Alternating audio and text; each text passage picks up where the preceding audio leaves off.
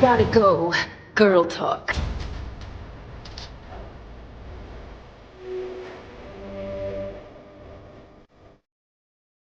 Boom! Hard in. Hello, everyone. Welcome to Gotham City tonight.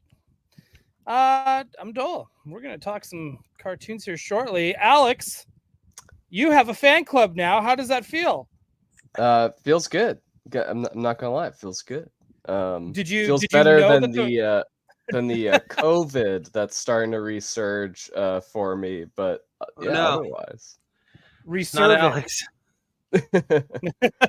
I realized it got you too. I'm sorry to hear that. Oh yeah. No, it's been okay, but it's sort of. I thought I was done with it. I thought I was out of the woods, and today it's like, no, not so fast. But yeah, that happened. That happened to my coworker. She took the Paxlovid immediately, and then it just kind of suppressed it, and then came back. She told me that she felt sick for 21 days. So I don't think that'll happen to you. Yeah, you already look healthier than her. So. Yeah. That's not gonna happen to me. No, you kidding me? No, you're good. Me? You're fine. Yeah. You're fine. Don't worry about it. All of you, drink your fluids. I got it right here. And welcome Kyle to the show. Thank you for coming back to talk some. We actually have Gotham to talk about tonight. I know. You're being very kind. I feel like I re-invited myself. I was like, hey, what are we talking about Batman? Well, Kyle has his own signal that he shines in the sky, and you're like, oh, okay. Yeah, sure. Yeah, I'm going to come on this week. This is the week. Yeah. I told you I will come on anytime you want me to. I love talking DC stuff. I feel like I don't get to do it enough personally. Yeah. So this is my favorite. There's so much DC that's going to be out. I think in the next I think starting kind of now. I feel like what is it? This just at Christmas time. It's the Creature Commandos. Yeah. December, right? We're going to talk about that. This weekend is D23. I'm definitely I know it's not DC, but it's more cartoons. Yeah. So they're going to talk about X-Men 97 there, and they want to, and they're I'm hoping we get an update on this new Spider-Man cartoon we've been getting teased for the last 5 years. Yeah. Right. Yeah. So, and I've heard people that say oh, I know people working on it and it looks amazing, and I'm just like, where is it? Fun fact about Kyle: I also love talking about Marvel stuff too. So great. Yeah. Equal opportunity comic book nerd. Yeah. Yeah, right. But it's funny because it's just it's the comic book stuff, it's the animation stuff. I feel like, man, if Creature Commandos is on the same level that we're getting with 97 Caped Crusader, and just anything that we've been seeing on Netflix and Prime lately, Invincible, Arcane, any of that stuff. Yeah. Man, we're eating well. It's so exciting. Just because that's one great thing about the show. We're probably bigger animation. Well, I think I can say this for myself. I'm a way bigger animation nerd than I am a movie nerd. Okay. But if it's animated movies, then I'm all in. Look out. That Venn diagram for Doell is a perfect circle. Yeah, that's right. It's I just like everything. Yeah. I'm just excited to be part of it. Let's say a quick howdy do. Yeah, right. Let's say a quick howdy to the chat. Relaxian, hope you can catch us on the replay. Stanley Eberhard, the Ryan Doell fan club. By the way, Alex, he's started off a whole new thing called the Brew Crew. Oh, damn. That's your fan club. That's your segment of it. There's the Dolomites and the Brew Crew. There you go. Right? We go to war. We go to war. March, my Brew Crew. Toy Geekosaurus. Nick Dillinger is here. Gatey's Toys. Everyone make sure you go check out Andrew's YouTube channel as well. Awesome stuff. Covers a lot of fun, neat things. And lets everybody know, hey, we didn't get this. We're all adults now. Can you just make it? That'd be great. And he's wonderful at it. So everyone go check out his channel as well. The Deadheads is here. My boy, Johnny Cock. My other boy, Matt Bush. Skylar Davis is here. Andrew, I don't know if you knew this. We were talking about earthquakes, and then you popped us up in the chat, and you freaked me out because I was like, dear God, I think we're live. And Doell, your room is bugged. My room is bugged. We got Doc O's Collecting, Tony Johnson, Jason Smith, Kevin from Toying Around. Please go check out his channel. Lots of great like San Diego Comic-Con stuff he's still dropping. His tour of the Jada booth with June, so good. It is like man, June seems already like an awesome guy, and then you just throw Kevin in that mix, and these two just like they play off each other really well. I think DK on Fun Boxings should probably be careful because he's probably going to get replaced by June. Sefer is here. Tovercon, Young Hamas, welcome. Manic Mike, and I feel like here we go. And Luis Bastereros. I hope I said that right. I'm pretty sure. This is where I need Attack Peter here every week. Yeah, as well. I know. He did such a good job with the pronunciation. Oh man, he's so good. He's so articulate. Makes me sick. It makes me. I don't even believe he lives in Florida at this point. Johnny Cog with a $5 super chat. Thank you so much. Hi, gents. Your 3 screens look like they're from a style guide for beards. Just paying my toll. It is. This is if Jose Luis Garcia was designing us, this is what we would look like. He would put us all in the book. Right. It's like it's like the 3 stages. Like Alex is like first beard, and then Doell is like intermediate, and then this is like advanced old dying beard. Depends on how metal you want to be. Yeah. Yeah. Where do you fit in at the bar that the metal band's playing? Are you in the pit, or are you sitting in the back having a drink? If the drummer looks like this, you're gonna die at the pit. Right? Yeah. That's totally true. A is here, unless that's pronounced but I'm gonna assume that's Don't humor Pete. It's fine. Just say A. Oh, A? Fine, I won't. And Shiny Plastic People is here too. Thank you everyone for coming here and hanging out on this glorious Wednesday. I just realized I did not prep the pictures that I needed to prep. So with that said, I'm gonna let Kyle and Alex take over. And just kind of give us like, hey, because we're gonna by the way, tons of spoilers. If you have not watched Batman the Caped, or just the Caped Crusader, the new Batman animated series that just dropped last week on Amazon Prime, you might want to hold off unless you don't care about spoilers. But we're gonna break down some of just the lore, and there's gonna be events that happen that we're just gonna need. Yeah, we're gonna spoil the crap out of this show, including the fact that spoilers in it. So spoiler, she's kind of in it. Double spoiler alert. Sort of. Yeah. So Kyle, before we came on, you were telling us how much you hate Batman the Animated Series. No, which is a hot take if ever I've heard one. But I don't know if you want to defend that position. I don't, because it's not what I said. So no, I think just to get it out of the way, because we talked about it briefly behind stages, I think the thing that I struggled with the most with Caped Crusader was that it wasn't the animated series. Mm-hmm. And especially for me, like, obviously we all have that as like the North Star for Batman stuff in our lives. But for me, I just rewatched it like last year, all of it. Like I watched 2 or 3 episodes a week for the whole year. So it's very fresh in my mind. And yeah, I think there's some stuff in just like modern animation techniques that like are, corners that they cut for costing and stuff that they wouldn't have done back then. And so that's some of the stuff that I like butted up against. Like we talked about it when I was here for the trailer breakdown, like the fire for Firebug, like just like Adobe After Effects overlays of fire. It's like, come on, man, just draw a little bit of fire. It's like, it's like that much more fun, But that's really my only complaint, really, is just like modern solutions for modern costing problems, making it not like the full artistry that like Batman the Animated Series, or I just recently watched the Fleischer cartoons, which everything is animated in that. So it's all totally like it's different. It's definitely a shame that we're no longer in that era. Like those late 80s and 90s cartoons all benefited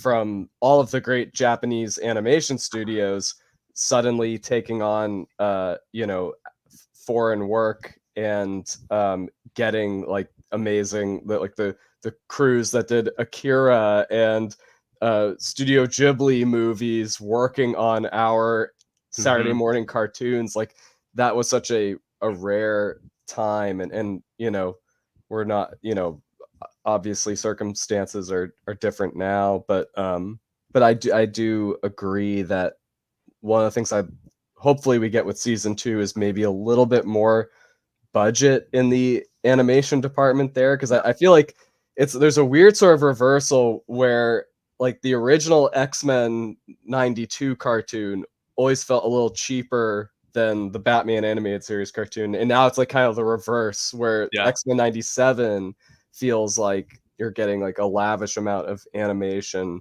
You know, it's still not quite what we had in the 90s, but Batman, I feel like if they could bring it, or Caped Crusader, if it could like come up to that level, that would be cool to see. That's not to say I disliked it. That's not to say I think it's bad or it's ugly or it's not good. I think it's an amazing show. I think it's, you know, what a time to be alive that you get a new Batman show that's like, you know, really no rules to it. Like you can just make it as dark as they want to, but at the same time, like, you know, give them like a little bit more budget and let them draw the fire this time, you know? That's my only complaint. Well, I'm hoping that because this is on Amazon now, because this was originally supposed to be on Max, right? For Americans.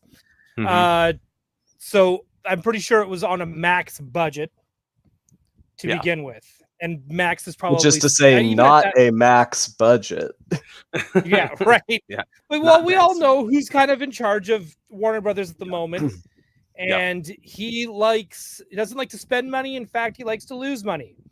I don't know if anyone's heard about the deal with Warner Brothers and the NBA. Not to talk about sports on a comic show. But Warner Brothers lost. Sorry, what? Warner Brothers lost the airing rights to the NBA, so that's like 11 billion poof out of their pocket. It's brutal. Maybe they should release Batgirl to recoup some costs. And Scooby Doo. Yeah. That Scooby Doo, or no, Wile E. Coyote. That was it was Wile E. Coyote, right? Yeah. There's Wile E. Coyote, right, and then there was a Scooby Doo animated movie that didn't make it out, and Batgirl, and then it almost and this almost made the cutting room floor as well. So clearly, Amazon was just like, we will pay, to have the show. So I'm hoping that this means Batman. We will pay anything. Yeah, and I'm hoping they will pay anything for the next season, because this season was done before it got, because of course they can't get a tax write-off when it's not done.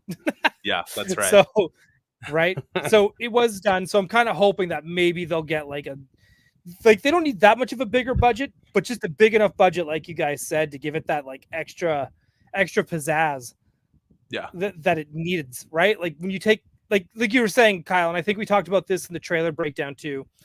And you know, we're talking about the fire, and you know, the X-Men 97 team, their whole effects team is like 2D effects artists. Yeah. Right. Some of that team went on from working with me on Spider-Verse to working with my buddy Chris over on 97. Like, and it shows. Like these are like next level artists that are working on 97. I'm hoping that the next season has already started on this, and I'm hoping this, like you said, like, not that it looks bad, but just that extra love and care with that you can only get with money. A little bit of polish. Exactly. You know, that's what I want. But man, the opening credits, like, you want to talk about beautiful? The opening credits look amazing, to the point where I was like, I wish this whole show was black and white.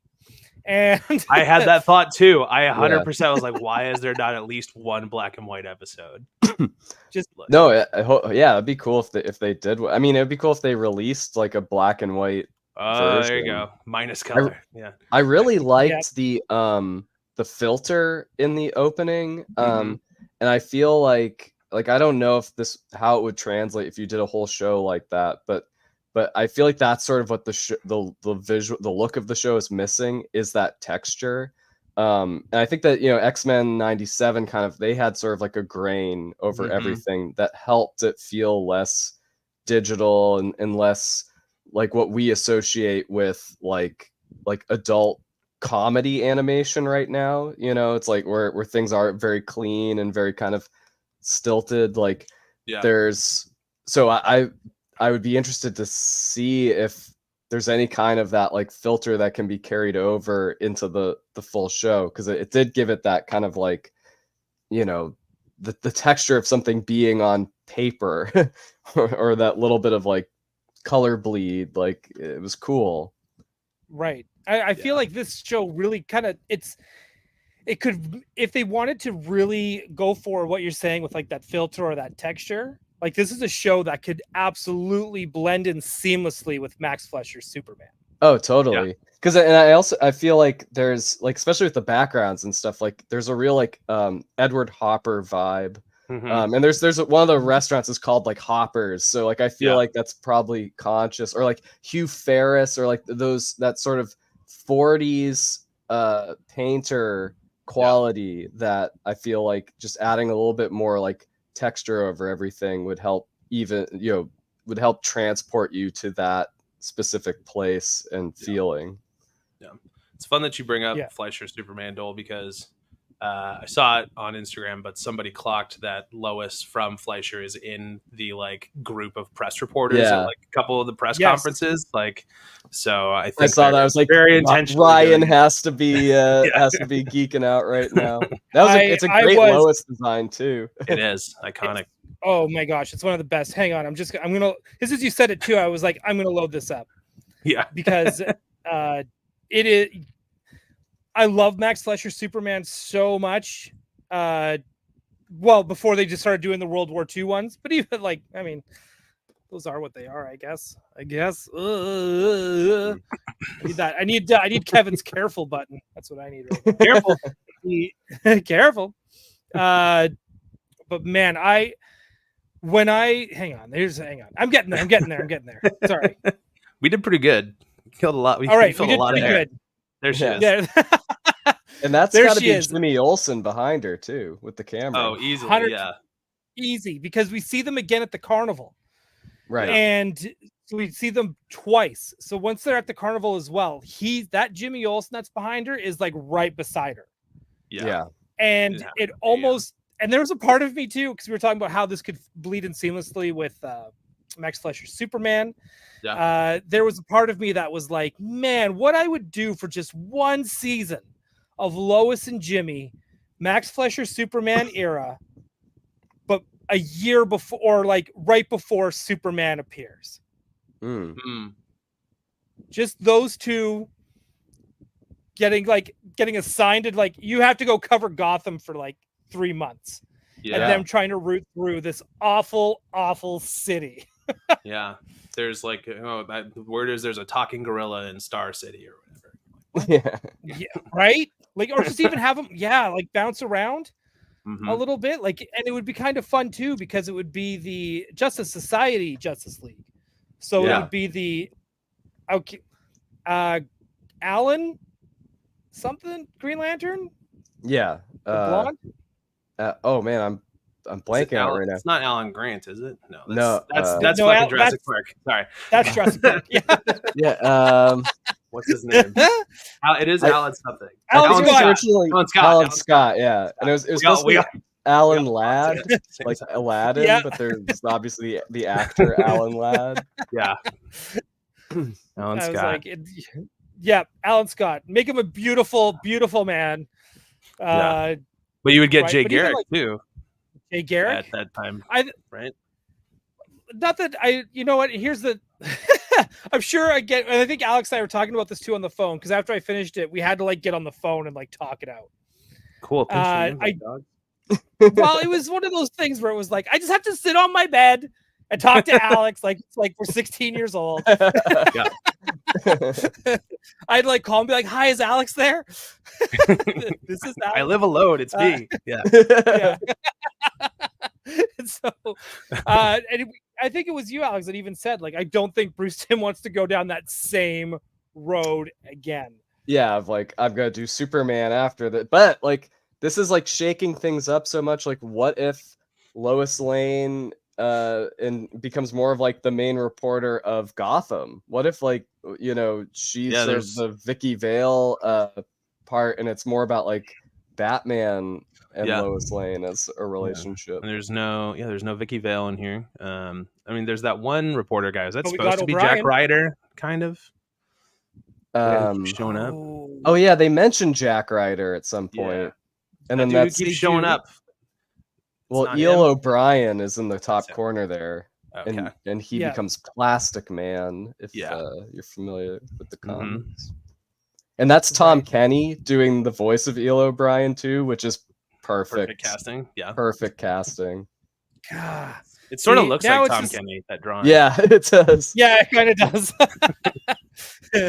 When I went out drinking with Trevor from NECA, he took me to this like really like took me to the smokehouse in Burbank. That's where we went. Yeah. Which do you guys know the place? You've heard of it? You've told me about it, and I it's like Twin Peaks, right? Trevor about this. I gotta go. Yes, you have to go. But that's who was also there. Like E.L. O'Brien. O'Brien, he was there, and it was just like like I said, it's like a fever dream when you go in there, because it's like that person looks familiar, and then you're just like, what is happening? What is happening? But it's so good. And it's right across the street from the Warner Brothers lot too, right? Yes, yep, absolutely. So it's super cool. I highly suggest you have to go at least once. Okay. All right. And check it out. But yeah, no, I was totally stoked when I saw the Lois and Jimmy, because it's funny because it's all the stuff we don't expect. Yeah. I completely written it off as like there's, I would never even thought to put them in there. Kyle, are you commenting on your own own ideas? I'm talking to the chat. Oh, yeah. Got to engage with the community. That's right. Listen to this guy. Justice Society. Yeah. Yeah. Well, Gades brings up Black Canary, and I am a huge Black Canary fan. Yep. One sideshow statue I have is a Black Canary. So it's like, I think she would fit well into the show for sure. Totally. Yeah, I got the DC Direct one of the Black Canary Green Arrow one with the bow. I have that too. Yeah. Love those two. Okay. I would actually even love to. I know. Bring in Green Arrow as well while we're at it. Just Arrowmobile driving through Gotham and Batman. Like, what is this? Slowly I agree with you. I would love to have those characters in there. I also think that we have that show, and it's called Batman Brave and the Bold. Right. It's true. Yeah. Alex, everyone keeps telling me it's like, this is what I want. And they're like, you have it. Go watch it. It's that show's also so good. And it's amazing. And here, Brave and the Bold, if anyone has not watched it, it's like an animated series of the old DC Who's Who books. Yeah. So you get these like little cameos, and you get Batman team ups, and everyone's kind of done in like a mixture between like Golden Age and Silver Age. Yeah.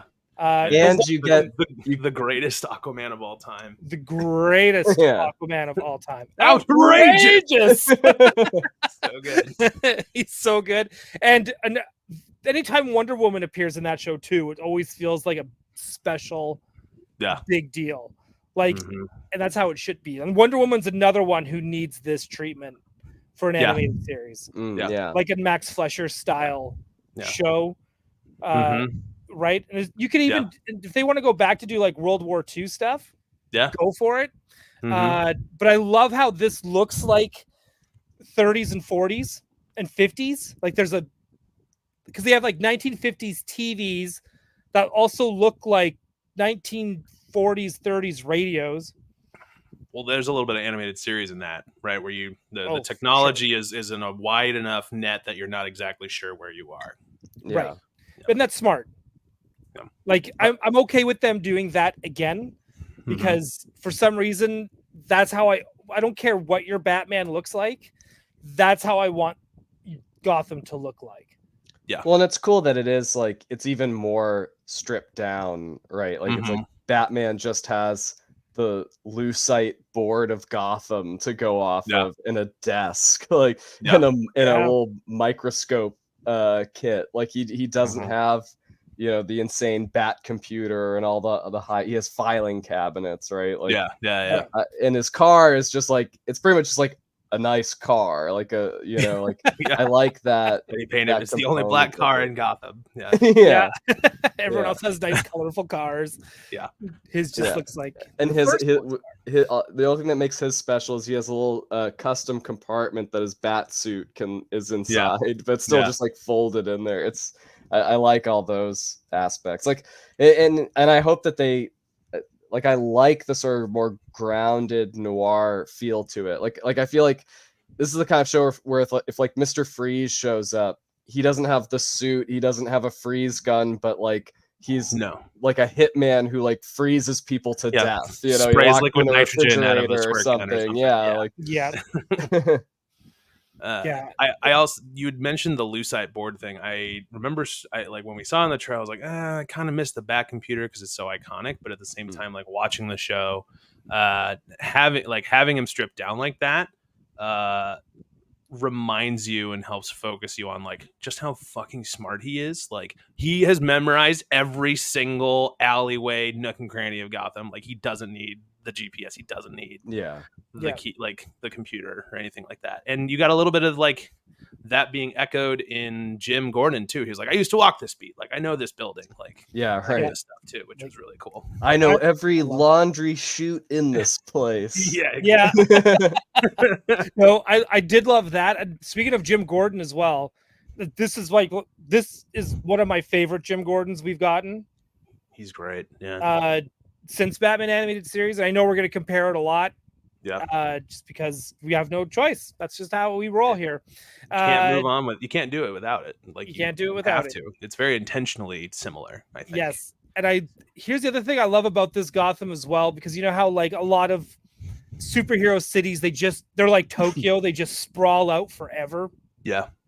This one does feel like an old city that's small, and then you get out of the city and there's suburbs. And I love that we actually get to go out to the suburbs. And I know we do a little bit in Batman animated series. Batman in my basement. Batman in my basement, right? That's the best one. And there's a Joker one too, where the guy hits Joker's car. Yeah. The man who killed Batman. Joker's favorite. Yeah. Joker's favorite. That's it. Right. And so we kind of see suburbs there, but this one felt like real suburbs. And the fact that they're like, they even drive further out of the city and they're building more suburbs because there's like undeveloped land. They're like, there's always a show home. Where's the show home?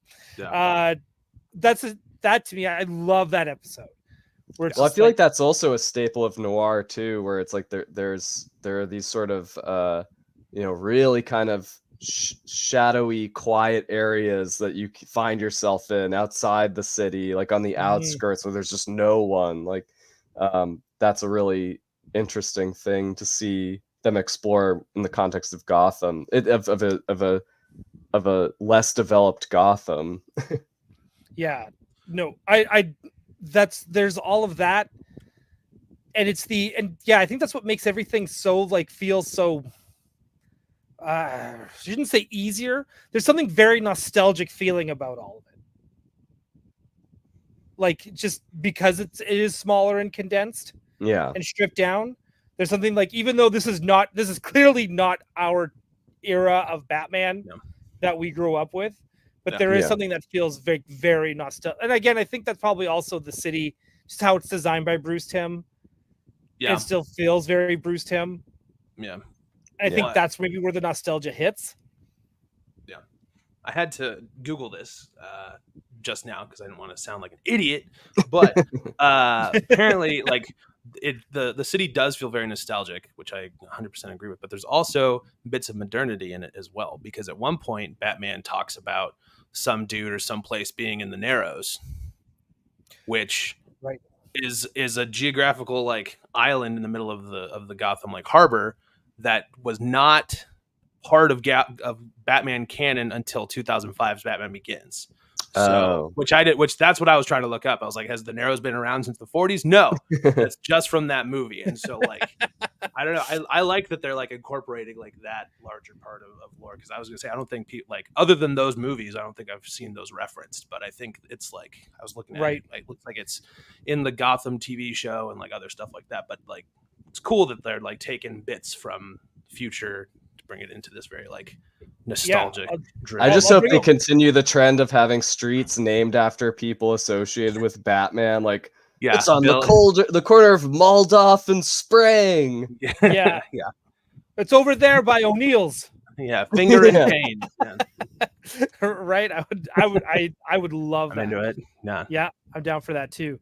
But you're speaking about like how they took things from like newer, more modern, even though like that Batman Begins is like so old now. I know, but still. Isn't that like brutal? Geez. But I mean like by even more modern, like we got Harley Quinn and Onomatopoeia, like they appear in this. Those were villains that didn't, and I think even when did Scarecrow first appear? I'm trying to like think of that too. He was an early he's old school. Yeah, I think. He's old school, and I know that like Two-Face, ironically enough, is like one of the only villains that Bob Kane created. The irony there is just wild. Scarecrow is from World's Finest #3, 1941. So. Nice. Damn. I hope you knew that. I hope I had to Google that. No, okay. I had to Google that. Still, that's a fast Google. That's a fast Google. Very well done. Right. See, I have many uses. We're all Batman now, basically. In order for Batman to be at all impressive, you have to go back to a time where it was like, he has like every atlas in publication. #1 subscriber to Encyclopedia. He's got encyclopedic knowledge. Right? Well, and that's the other thing is that I think this is the first time, I could be wrong, but like you get he demonstrates the photographic memory when he draws the sigil from Gentleman Ghost's saddlebag or whatever, which I was like, hell yes, finally. Like, they didn't they should have made a bigger deal of that. I think sometimes they're not making a bigger deal out of that just because they want it to be subtle. Like this is just everyday normalcy for Batman. It's just what he does every day.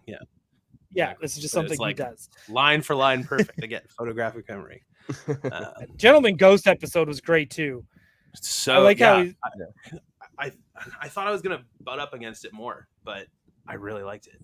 That was really good. Let's hang on. Let's talk about that for just a little bit because Alex pointed out something really on our phone call.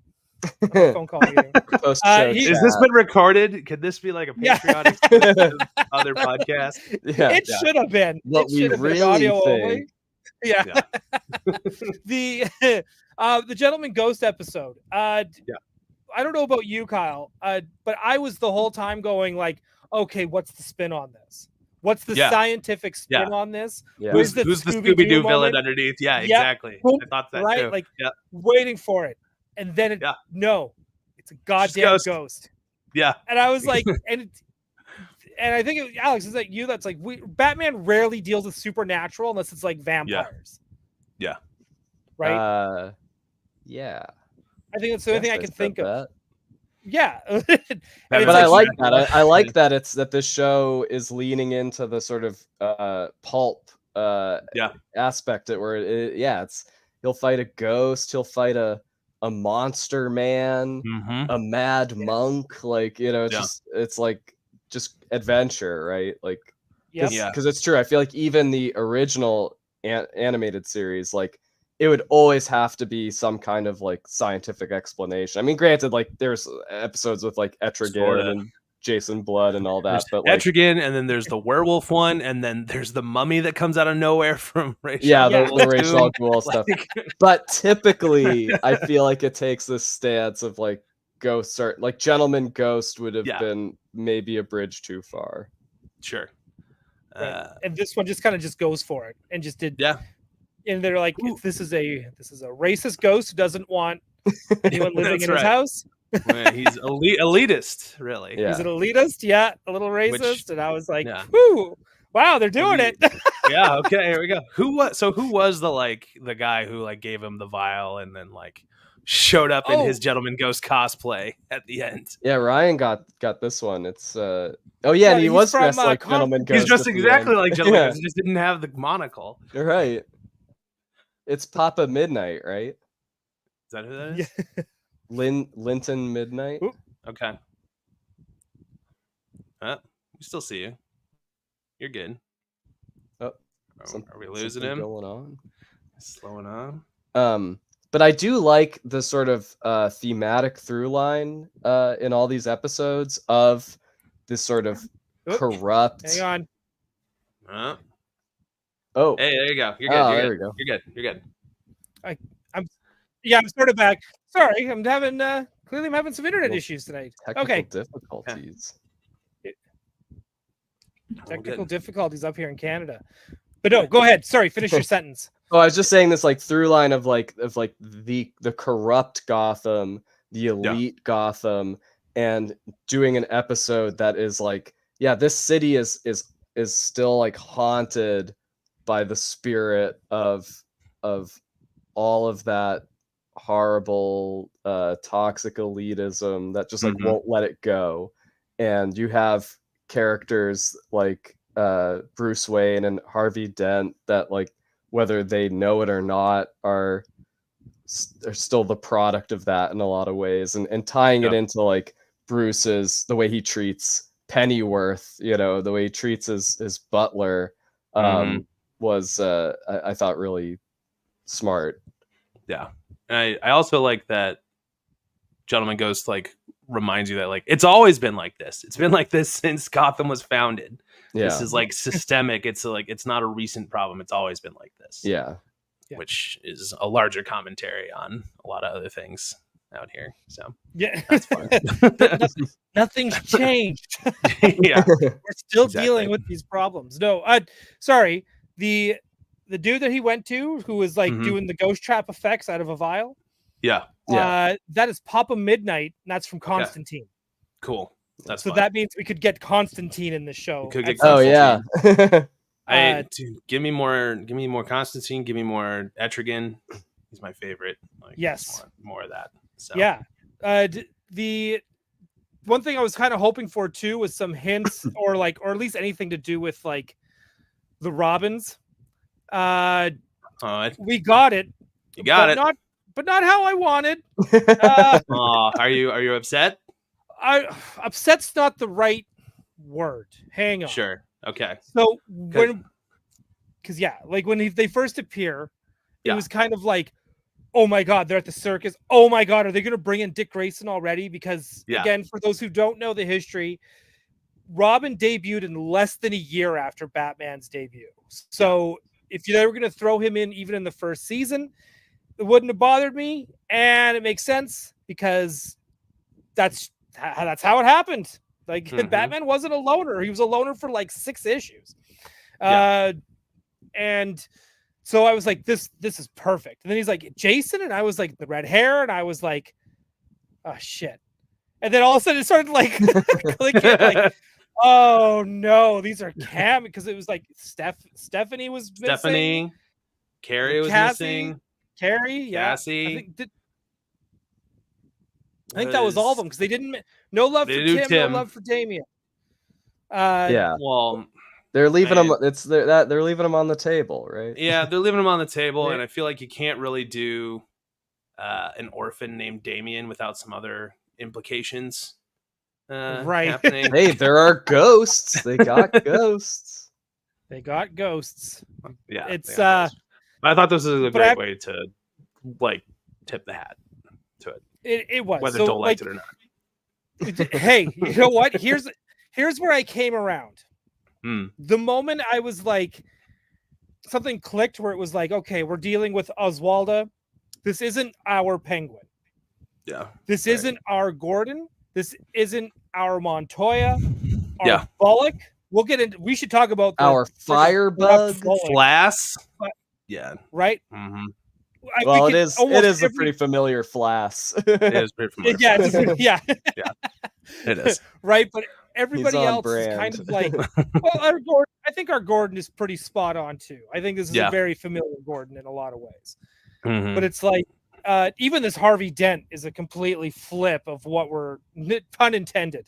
But actually, I'd say Gordon is more, I feel like more like feckless in this. Like he, we're used to seeing the sort of weary lieutenant who's fighting police corruption from the inside, and he is weary in this, but there's a little bit more of a like, my hands are tied, like what do you expect, what am I supposed to do? And like Barbara is more of the crusader who's like, we need to clean up the department, like what are you doing, he's good use of the word like politician.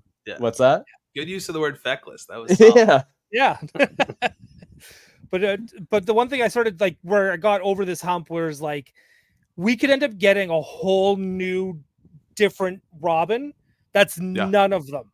That's not Tim. That's not Damian. Even I think Topher here was saying like Damian needs to be born. Laugh my ass off. I was like, hey, who says Damian's is not even like Batman's son? Like it's biological son. I mean, any of this could happen at any point in time. And it's like, what I kind of, there's a part of me that's kind of hoping we're going to get a whole new Robin, something completely original for this series. Not a Robin we know, that in a Robin we've never seen. It could be a villain Robin. It could be cool. Could be. It could that's the fun about this show, is that like it could literally be anything. Like it really is, like, and I think that is why it was such a smart move to have a female Penguin in episode 1, because it's just like, you don't know what's coming. Like you can't predict this, because it's early days of in Batman's career, it feels like. So you could lock into this mode where it's like, and then we're gonna get this, and then this part's gonna happen. But this is like, no, we're this is a completely new story that you don't know where it's going. You don't know what the relationships are or will be. We don't. But I love that. Like even Batman's just like, I'm not into Catwoman. Right. he had no time for it. And I did think I thought that was cool because, I think, like, to be perfectly honest, like all of these episodes feel a little like imperfect to me. But the Catwoman one of the things that I did like about it is that and I loved Catwoman. Like I loved the take on Catwoman. I loved Christina Ricci as Catwoman. Like again, like I like it when there's sort of like a breath of fresh air. We're looking at these characters in a light that hasn't been seen in media before. I liked that component that you're expecting it to be the typical Batman Catwoman alluring relationship where he is attracted to her, but he wants to keep his like moral ground, whatever. Are you two flirting? Oh my God, you are flirting. That's what you expect, right? And that's what she expects too. Like she's a very playful, seductive Catwoman, but it doesn't work out for her because you realize, because you're at the same time you're also getting Bruce Wayne's backstory, and it's like, oh, it's the very familiar. It's obviously his parents being murdered, like the scars that has left on him even into adulthood. But then you get to the end of it and you realize, like, oh, he's like completely shut off emotionally. Like nothing is going to get through to this guy. Like when you see him as a child saying, walking into Pennyworth's room and just be like, are you like you either need to do this with me or get out. Like he's just this like driven robot of revenge, and realizing, oh, that's the Batman we're dealing with here. He's not okay. He is not, there's no part of him that is adjusted or making peace with this. Like he's closed off emotionally. And having we see a lot of that too in the Harley Quinn. The first time we see Harley Quinn, and he's appointed to her after punching that dude out, which is the same Catwoman episode. Right. Right. Which is great. I'm sorry, him overhearing like some dude talk shit about his mom. And like, just pops the dude in the mouth. I was like, oh, Yeah, I mean that's what would happen. That's what, dude. That would happen. Doesn't matter if you're Batman or not. Yeah. Someone's gonna get popped in the mouth. And it's a different take on Bruce Wayne too, because like you know that's he's always been the like, oh, it's the playboy persona. Like Batman doesn't really care about anything that happens in Bruce Wayne's world. It's just to deflect attention off of what who he really is. But here it's like, well, that's kind of drawing some attention to yourself, Bruce. Like you're not quite in control of the performance. I feel like animated series, he was like big Ned Flanders energy, like, okay, like just kind of like Forrest Gumping his way through like rich guys' problems. But howdy doodly, Commissioner. And he'd find some more clever, shrewd way to like put someone in their place. You know, the other thing I really liked about this Bruce Wayne, I had a point about Catwoman too, but the Bruce Wayne I really like is I struggled with the new voice a little bit because obviously it's not Kevin Conroy, R.I.P. But like very quickly, I got over that very quickly as soon as I noticed that when he gets in the car, he goes back to talking like Batman, even though he doesn't have the costume on. Like that's his voice. The mask is when he's like outside talking to other normal people. But his regular voice is like the Batman voice. Like it's totally, which I thought was really cool. It sort of harkens back to Batman Beyond, right? Where it's like, you know, that's not what I call myself. Yeah. You know? Yeah, right. That's which is also another he great. He was calling me Bruce. Yeah, exactly. That's Return of the Joker, right? No, it's the Dr. Destiny one, isn't it? Dr. Destiny, that's it. No, I think you're right. Hang on. Or Shriek. It's Shriek. It's like the villain's trying to drive him crazy by making him think he's hearing voices in his head. Right. But obviously the voice is calling him Bruce, and that's not what he calls him. I think I'm confusing him with the Justice League episode. I am confusing. I've got like a buffet of different episodes playing in my head. Yeah. None of them are the same episode. This is when my dementia kicks in when I'm old. I tell you, man. Batman quotes. It's going to be Batman quotes and Batman episodes. Like, I remember the time. Joel isn't what I call myself. Yeah. I'll be mixing up things like, you know, Doel, that was Wolverine. I'm like, no. Pretty sure it was Colossus. That happened. I fought a dude named Sabretooth in the Arctic, and it was pretty awesome. I remember what I was going to say about Catwoman. I loved that Batman just found her obnoxious and was having none of it. Just did not care. Like, you annoy me. And then also I like that. I think typically she is portrayed, like, especially after year one, she's portrayed as coming from like kind of a poorish background because like Carmine Falcone and getting abandoned as a kid and blah blah blah blah. But then like in this one, she's, you know, a socialite. She's rich and she's doing this for fun. Yeah, because she's bored, which is very what's the episode of animated series where those rich dudes were just robbing banks? Yeah, for the no Terrible reason? Trio. Terrible Trio. Yeah, felt very similar to that too. I also like they're playing up the sort of kleptomania aspect of her condition, because it's like, because we all know somebody like that. Yeah, and she's even like stealing from Batman. It's like she's like, oh, he's got a costume, I want a costume. Oh, he's got a cool car, I want a cool car. Oh, he's got gadgets, cool car, I'm gonna use gadgets. She does have a cool car. It's very cool. But it's true. Like each time they meet, she sort of takes something from his like gimmick list. So like that, like introducing that sort of level of like psychological compulsion to Catwoman kind of like fits her in more with the rest of the like the typical rogues gallery, which I think is cool, because you know, they always try to go the anti-hero route with Catwoman, you know, especially in the most so in the Batman animated series, where it's like she's stealing money to help endangered species, and she's really, you know, like a you know, a champion for like great causes. You know, it's like just, you know, here we just have a villain as Batman's just a TikToker. Right. Like she's obnoxious and she's cocky, because it's just like, in that sense of like, well, you can catch me, I'm just gonna get out anyways, because I'm pretty and I'm rich.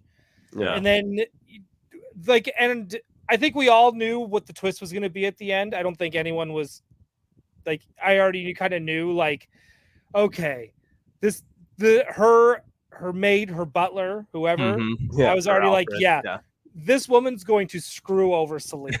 Like, there's Yeah. no doubt in my mind. Yeah. And sure enough, that's exactly what happens. And I was just like, predictability can be really good sometimes and feel really satisfying, and it did. Yeah. Well, you do want her to get her comeuppance in the show. Well, this is again too where they kind of show a parallel between her and Bruce Wayne. Yeah. Of how they treat the help. Yeah. Right. And even Lucius Fox is kind of like, hey, like, you should be nice. Like, they work with me. Like, they don't work for me. They work with me. They help me out. Yeah. And then Bruce is all just like, what? You kidding me, right? Like, no. And it was like, and sure enough, like, that's how he treats Alfred. Yeah. I love that he calls him Pennyworth. That you know, he's just, but and he dismissively. But he also because again, this is a Batman that keeps everyone at arm's length, right? Yeah. But then in the Gentleman Ghost episode, when Alfred almost dies, he's like, I can't do this without you. I can't do this alone. So like, you get this like raw moment where Batman, it's more just that he doesn't want to admit how much he cares about Alfred, how much he needs Alfred. Because being vulnerable, will get the people he cares about lost again. Right. And I think this Bruce Wayne sees it as a weakness. Yeah. Yeah. No, I mean, it definitely makes sense. So it's like, and then you get into this cool territory where it's like, yeah, he's like a jerk, but then you realize like where it's coming from, and you realize, oh, there's hope for him to not be a jerk. Like there's hope for him to overcome these demons and be better to the people in his life. Right. But I in that Gentleman Ghost episode, he has a line where he's like, because he's possessing Alfred, and Alfred's like fighting him, and he's like, there's a secret that he doesn't want you to know about, that he's guarding like a candle in a rainstorm or whatever. Hurricane. And it's Alfred's got like a deep dark secret. And at first I was like, is it the secret that Batman is Bruce Wayne? But I remembered in this Catwoman episode, it keeps throughout the episode, it's flashing back to Bruce's memory of his parents being murdered in Crime Alley. But the final shot in this episode is Alfred remembering, and he's out by the car, and he hears the gunshots in the alley, and he like runs in after them. But it's like, it's suspicious enough that like I'm wondering if there's going to be something where like Alfred was somehow involved in the Wayne's murder, like if he obviously didn't think they were going to be murdered, but like maybe knew thought they were going to be scared or something, or he was conveniently not in the way, or he brought them to that alley, something. Like he is in some or like a way responsible, like a Tobey Maguire Spider-Man just kind of like steps out of the way of this dude running or whatever, something like that. But even more sinister than that, like even like he doesn't think that they're going to be killed, but somebody's like, we need to get the Waynes out of here. So if you or trying to get a raise for him and the other workers, and let's intimidate them with some kind of sort of Teamster type shit, and then it goes south. Interesting. Oof. Right. That's crazy, because I was thinking to me like, I think he knows who killed Bruce Wayne's parents. Right? Like that was my whole thing. Not him being involved in it, but him knowing who did it. And not telling Bruce. And maybe that's what he's keeping from him. Yeah. But yours is way more darker and interesting than what we thought. I don't know how extreme it will be, but they're clearly building towards like this kind of massive betrayal from the only other human being in Bruce Wayne's life. Pretty much. And I do, because you are doing quite the hot take. So I can already see people like they would probably push against that. But I mean, again, you think people are mad about female Penguin? Wait, so Alfred is murderer, accomplice. Hold my beer. Yeah. Hey, what did you I'm think sure it'll be some more benign way where it's just like he absolutely didn't know, but there's some, it doesn't look good. Like, out of all the new villain takes, because like the Clayface the new Clayface is awesome. I love the new Harley Quinn with her like locking dudes up with their fetishes and like controlling them.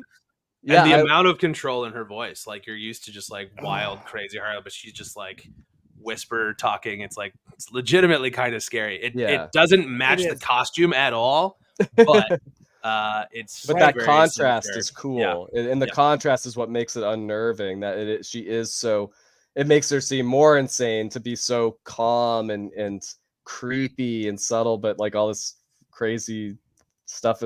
I love that they played up the like therapist part of Harley Quinn's persona and made that part of her villainous gimmick. Like I think that was a really cool direction to take the character in. Yeah, totally. I love the like when she takes she's taking Montoya out on the date, right?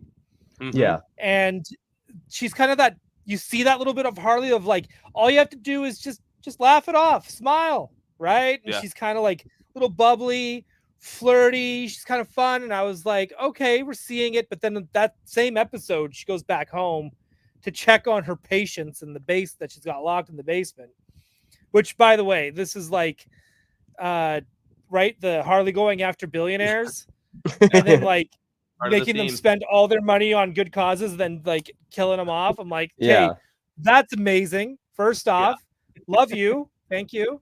But like you're right. That this feels like way scarier.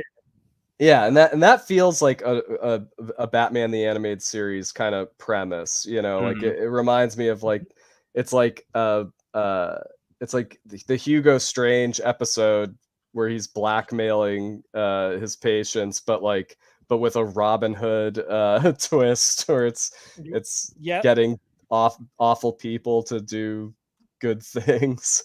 But very memorable, I think. But I think that what was I going to say? I totally missed it. Oh wait, sorry, because the first time we see one of her victims too, it's King Tut. Right. Oh, that's right. Which is such a cool. Yeah. Again, he's always going to get played off as like some weird joke cameo, but I don't care. I love it. I love any nods to the Adam West show, which the Batman the Animated Series had plenty of, and because I think that was probably that was Bruce Timm's introduction to Batman. So it's I know we're jumping around and we're not really breaking down episodes. Is there any because now that you said that too, if in second season if they're able to bring an Egghead, dude, I have my list of top 5 villains I want to see, and Egghead is definitely on there just because I love it because it's Vincent Price, but also I would love to see what kind of a serious and creepy take they can do with that character. So similar to the way Batman the Animated Series reinvented Mr. Freeze and the Mad Hatter, these very kind of over the top goofy characters, and gave them some dramatic grounding. Well, even Mr. Freeze was like a goofy, silly ray gun character. Right? Like Mr. Zero, and I think it could be cool to do Egghead in the place of Riddler. Because just having this character who is the smartest criminal alive, and I think in the Vincent Price version, he deduces that Bruce Wayne is Batman, just because he quickly eliminates that. It's it can only be 4 men in Gotham rich enough to have the resources that Batman would require, and this and this is what makes Bruce Wayne the best candidate. that could be fun. And I think the whole show is like almost built to reinvent some of those older characters. Yeah, like I love the onomatopoeia episode because it's just very like, I mean, we talked about this when we did the trailer breakdown, but like anytime there's a Batman animated anything and there's Tommy guns, like I'm a happy dude. So it's just a whole episode full of Tommy guns. Yeah, I'm covered. But I couldn't help but think that like I don't really need this guy to be onomatopoeia. It doesn't really make a ton of sense to me. Like it doesn't have to be him. It could have sort of been anybody. Yeah. And so on that note, I kind of just put this together now. But like, what if instead of onomatopoeia, that was the eraser? Like, don't put like the big like pencil on his like head or whatever. But like, he's a cleanup crew who just like gets rid of anybody who you don't want to be found anymore. Yeah. Right. Or gets rid of the evidence and that kind of stuff, which is that guy's whole game. Finding like hard noir spins on all these concepts. Mm-hmm. Yeah. I think I would love to see one of Bane. Yeah. Like a 1930s Bane. Like? Just strongman wrestler. Strongman wrestler. Yeah. I was kind of like, that's what I would love for it to be. Yeah. But I don't know. It's like it's like there seems to be so many reversals. It's like, well, like it's Bane. He'd be like a little guy. I don't know. Like right. Like it's little guy in a wheelchair. See what that where that takes the character. Mm-hmm. There's always because even like Poison Ivy, which I feel like that's going to be got to be second season. Yeah. Like I'm curious too. Is she going to be like the opposite too, where she hates plants? I don't think she'd hate plants, but she might be like old grandma with her like her cactuses or whatever. That would be fun though if she's like deforesting Gotham. Like she's destroying Gotham's parks. Right. Well, not every character needs to be a complete turnaround and flip, right? But Clayface is pretty much Clayface. He doesn't. Except he's like the one you sculpted. Hey, he's the but he's like he's a villain. Like instead of a leading man who loses his looks, he's a heavy who's trying to get leading man looks. It's like get the role. Reversal. Yeah, super cool. So I did you? Is this the one I sent you? Doel? This is the one you sent me. Okay, cool. Yeah, this popped up in my feed while I was looking through the show, and I love this. Like this cannot be coincidence. This has to be intentional, right? Like it for sure looks like Boris Karloff and his makeup artist. So which is so cool. And I think truthfully we'll probably get into which one was your favorite or whatever at the end, but like Clayface episode's my favorite. It's so good. Just the way that he voices it, like villain was the role I was born. Yeah, that was a great moment. Yeah, so good. Line. It's and I love that it's not like, as much as I like love the like animated series Clayface with like the Akira stuff and just like the craziness and how like I like that the Clayface, like you could just like he just like sculpts his own face to like be somebody else. He doesn't like morph or and he's more like hope to God you're a good artist. Exactly. He's like Phantom of the Opera. Yeah, in this too. It's more like Spirit or the Shadow. Yeah. Again, it's that pulpy. It's just a creepy guy with a knife in the shadows, waiting for the right moment to like. Who knows parkour? Yeah, right. Who knows parkour? Yeah, it's still a little Batman. Yeah. Seeing the old Hollywood type studio as well. I thought that was like, and the fact that like you see these directors and the old Hollywood style of making a film of, we do not care about your safety or your comfort. Old 100%. Hollywood had me just like, this is great. Like, I'm glad that all that old Hollywood is gone, but it's like there's something about it where you're just like, I'm glad they're like, again, like you said, Kyle, they're casting that wide net in time where it could be any one of these eras, like any one of these, like pretty much 30 years, right? Like, and I dig that. I dig it so much. the other thing I wanted to bring up too, of just like creepy and weird, and going back to the Robin episode.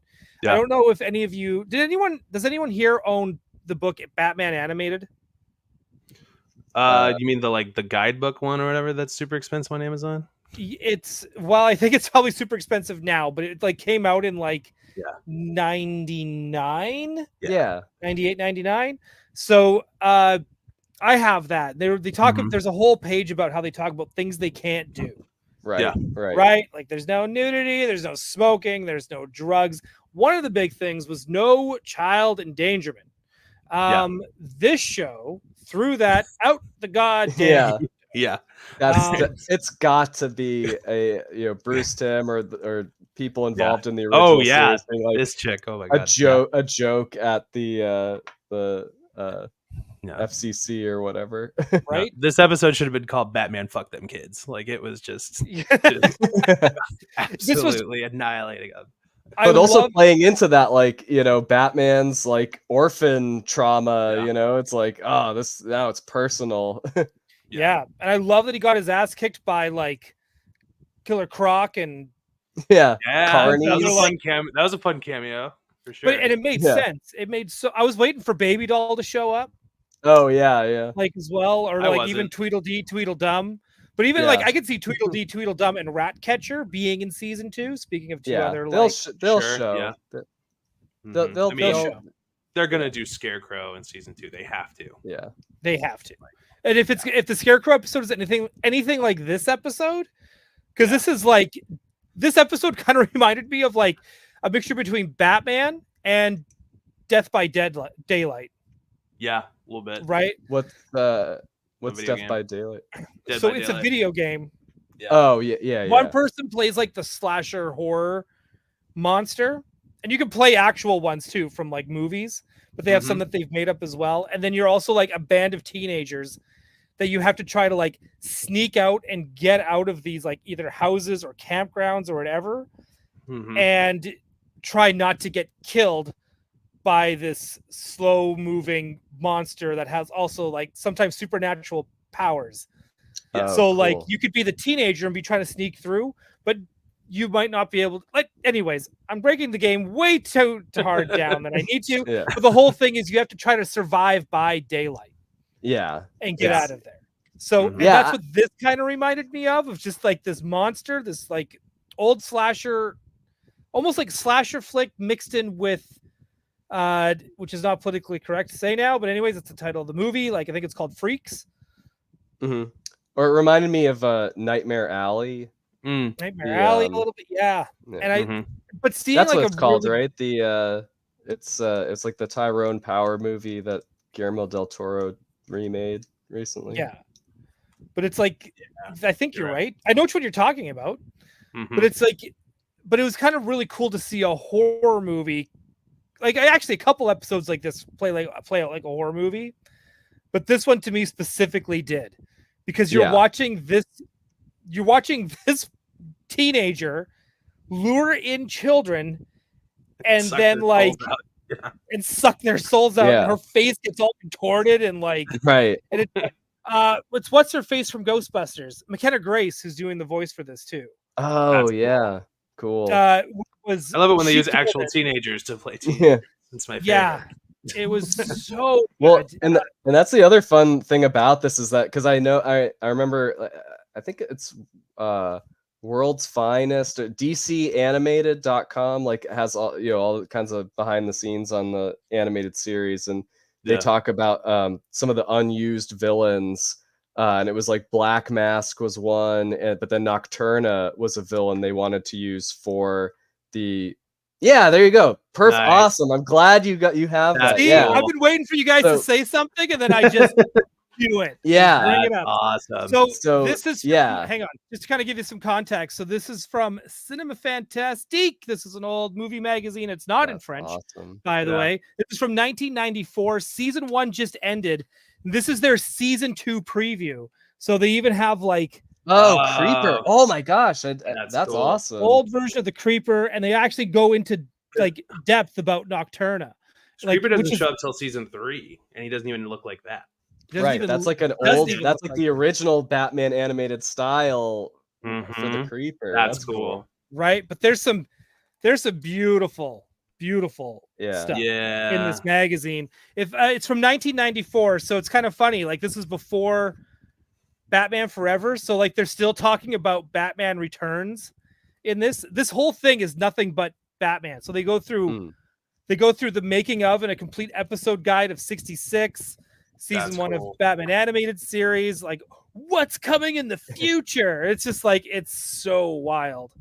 That's awesome. So if you can find this, I highly suggest picking it up. But yes, they do go into great. Well, and they talk about how yeah. that was like too dark a concept. Like Fox vetoed it because it had like the occult elements.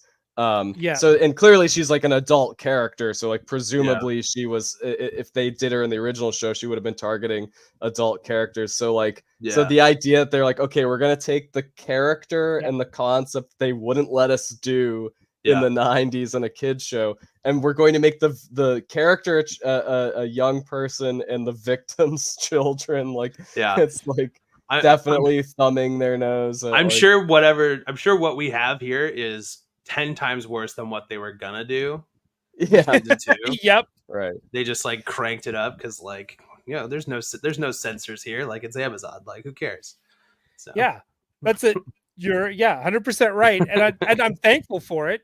Yeah. And that was such a cool scene where like the structure of this episode was really good. Like it really felt like an old Batman the Animated Series episode. Like it's true, you've got like killer on the loose, like the victims are piling up. You're like, can Batman find her in time? Like, and it all kind of like culminates in the scene with like where like Carrie Kelly is like, you know, practicing doing target practice, and she's like, there's, you know, when that killer shows up, I'm gonna like, and she doesn't think that the killer is like another kid like her.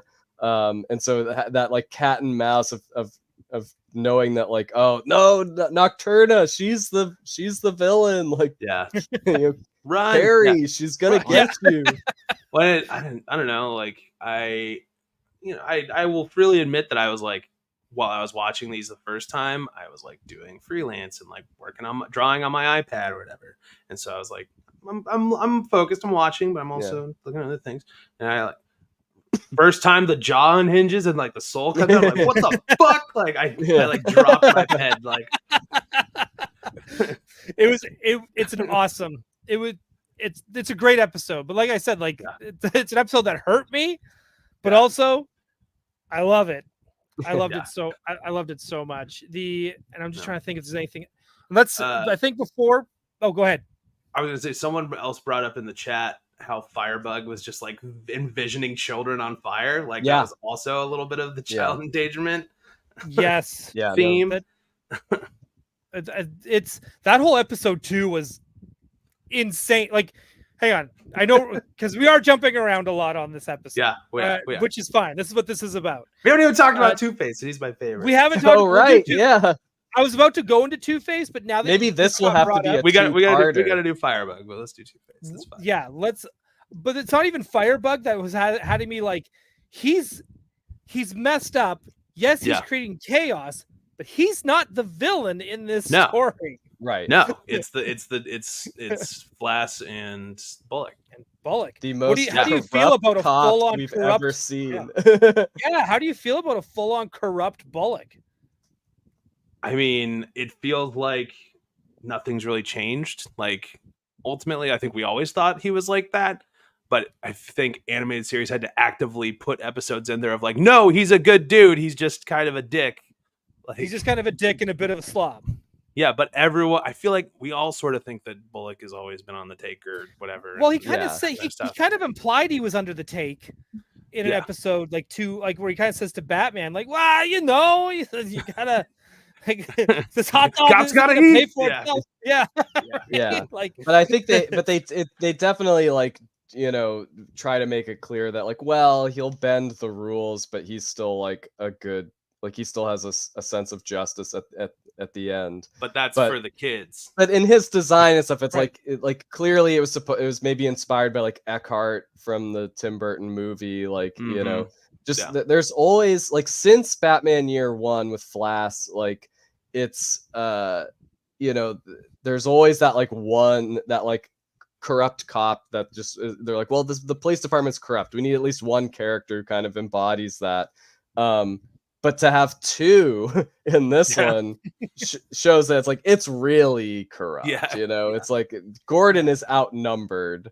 You know, it's not even just him that's corrupt. Like the mayor's on it too. Yeah. Right. Like even the mayor's just like, I think these two should take over. Okay, bye. Yeah, and we learned that. Yeah, and Jessup is like he's like in Thorne's pocket, and Harvey Dent has to go that way too. Like Harvey Dent's like completely corrupt and compromised. Like this show doesn't pull any punches in those areas. Yeah, no, not at all. And I even like how it's like he just to cover his own ass, like Bullock murders Firebug. Yeah. And Flass is he's the corrupt cop in Batman Year One. Yeah, he's also in Batman Begins as well, because that's very heavily inspired. Right. Oh, right. Yeah, and they make him he's more like Bullock, Eckhart looking in that. But yeah, in Batman Year One, he like beats the crap out of Gordon with a baseball bat. Like he's like a real bad dude. Yeah. He's not. He's and this one too. But even this Flash is a pretty bad dude. Yeah, he's. I mean, they're criminals. Like it's like they are totally like criminal gangsters that just happen to be in the GCPD. Did you ever get your trunk fixed? No. Anyone could just pop that right open. Is Flash the reason Gordon says that iconic line in Batman Year One where he says, "I eat Green Berets for breakfast"? Is that is he talking to Flash? Hell yeah. I love that part. Yeah. Gordon's great in that. Like even after he takes that beating with the bat, he's still just like, I'm here. I'm at work. What you gonna do? Yeah, no, it's true. Hey Flash, I didn't hear no bell. Yeah. Right, yeah. Right. So good. It's like that is such a great. I want to read that this weekend. I don't think we'll be seeing that from this Gordon, but no, because he's the older Gordon. He's the older Gordon. He's not Lieutenant Gordon. I also noticed that Gordon was dressed like Bruce Wayne from Batman in the animated series. Oh yeah, it's like the same shape, same colors, and all that stuff. Yeah, it is funny. We were all wrong on who Barbara Gordon was. Like we were watching the trailers, we're like, I think that's not me. Not me. I was correct. Yeah. You were wrong. Yeah, I was Ryan. Good. You were like, she's the mayor. I think we're looking at the mayor. I told you, I was like, look, her outfit's purple and yellow. Oh my god, yeah. She has red hair. Yeah. What do you? I like this new Barbara Gordon too. The good lawyer. Yeah. I like when Batman's trapped in Harley Quinn's dungeon, and she's trying to free him with a baseball bat. So it's like Oh, I love that whole thing too. Batgirl. Actually, I can't wait for that to all unravel. When like Barbara's like, "Oh, you heard from her?" Yeah, she said she's going out of town, and it's like, "Oh, let me get you up to speed on your girl." Yeah, right. Like that felt a little underdeveloped. Like because that was way too rushed. Friendship, the Harleen. Barbara because like it's like that gets introduced in that episode even though we've seen Harley Quinn a few times and it's just like you don't have the emotional connection by the end of it. It's just like I guess we're friends, they're friends, but we don't know the like nature or the extent of the I'm like, this sounds like they were just on their first date. Like let's like it would have been way better. You're right. I actually think it would have been better if Harley just kind of still stuck around a little bit. She still could have been Harley Quinn. Yeah. Right. But I think we should have, us as the audience, it would have been great if we noticed, or if we got to kind of like, if we knew, like, we know she's bad. And we should be watching the screen going, oh, watch out, girl. Don't be doing that. And then more of like a Batman irony. Returns Catwoman thing where it's like right. And at the same time, we should also be going, oh man, I already feel bad for her, but you also are rooting for them. Like I kind of wish we got to have that a little more. And who knows, maybe they might turn it around on us on season 2. Yeah. And have us cheer them on. So I'm really hoping we kind of get more of that. Speaking of 2, let's talk about this Harvey Dent and Two-Face. Big shout out to Diedrich Bader on just amazing. So good to hear his voice. Yeah, and he did such a great job. Hey Kyle, I owe you $2. There you go. It's fine. Kyle, confirm. You can give it. The sexy pizza face, bag metal, question mark. Confirmed. Thank you, Allison. 2026. There you go. But yeah, Diedrich Bader, man, it's funny because he has Batman Legacy again. Another shout out to the wonderful Brave and the Bold. Yeah. He's an amazing Batman in that as well. It's a different Batman, but it's good. Justice is unisex.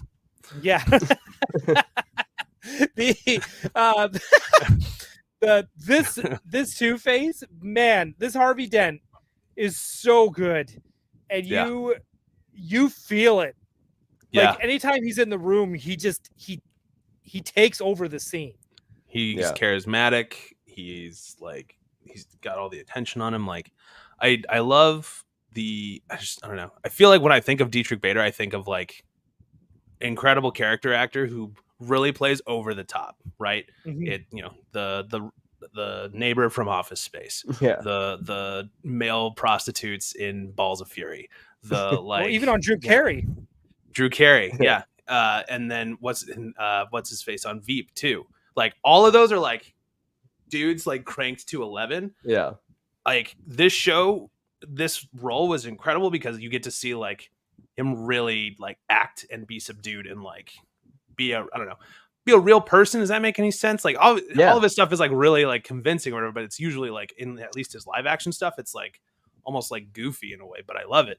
Yeah. But it's like, this is like, it's a very like grounded Diedrich Bader. Yeah. It's a very multi-layered performance and character. Cause it's like, he's smarmy and he's corrupt, but at one point he had morals, he had ideals, like, he'll say something awful trying to be funny, but he still like knows right from wrong. He's still he's campaigning because he wants to clean up the city.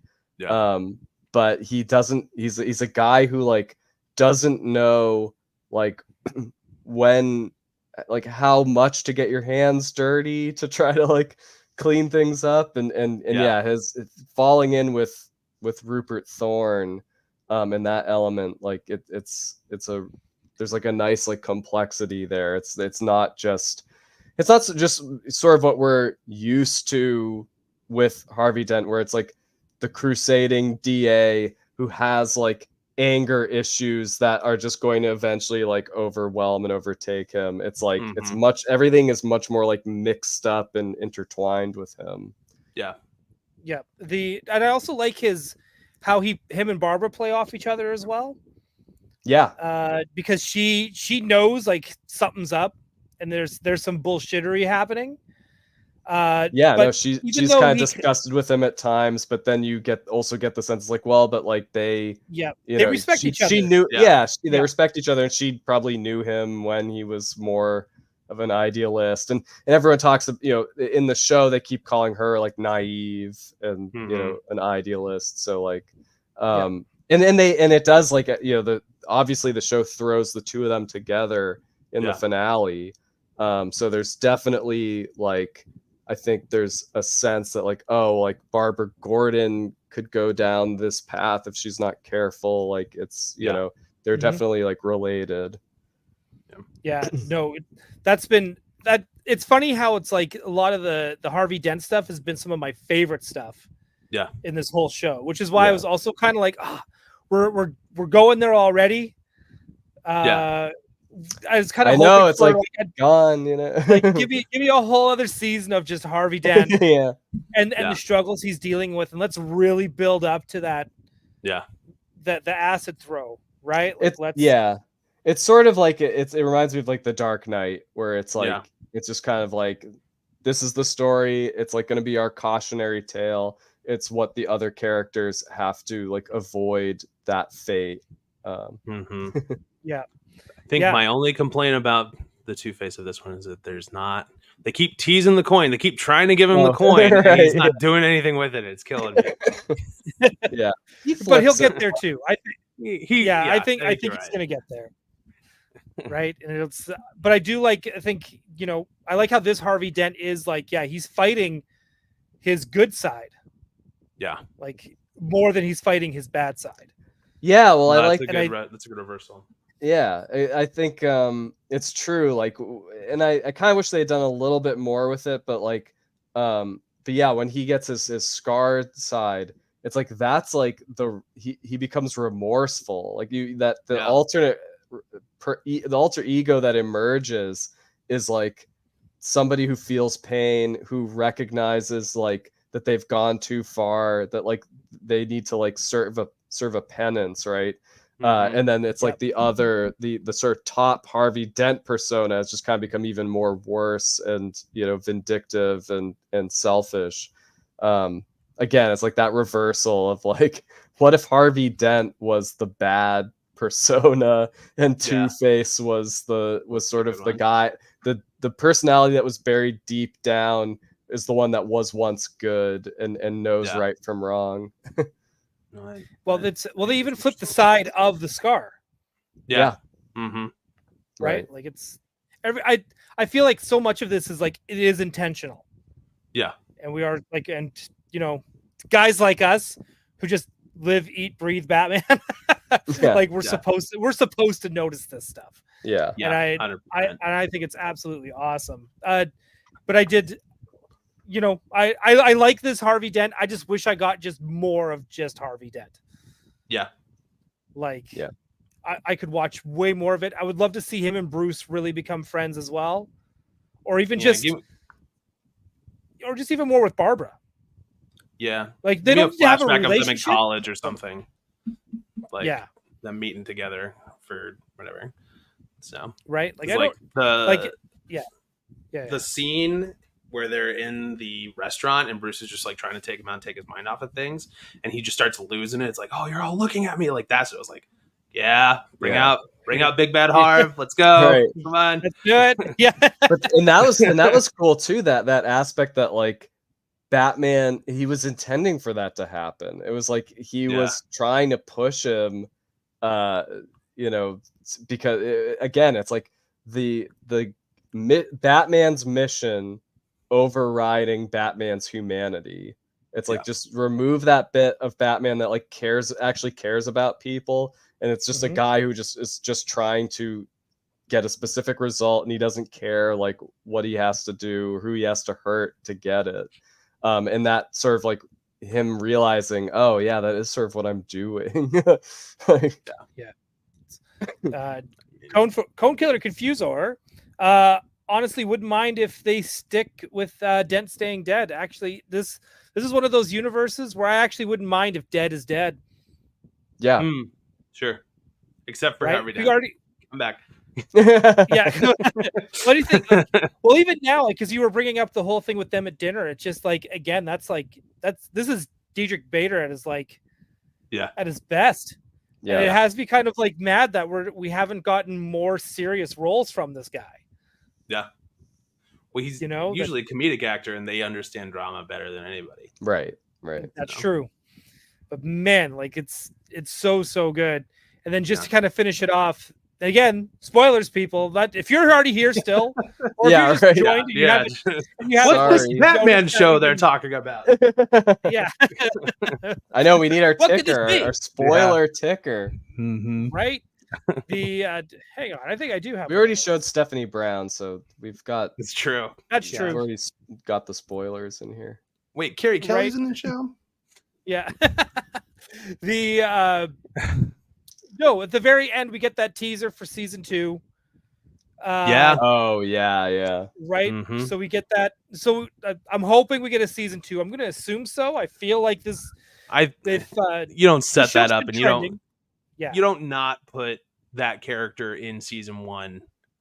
Like, I don't know. Like if you think you only have one season of a Batman show, you put him in there. Yeah. But okay. If there's a wider plan, you put him in the Joker. Yeah, let's just say it.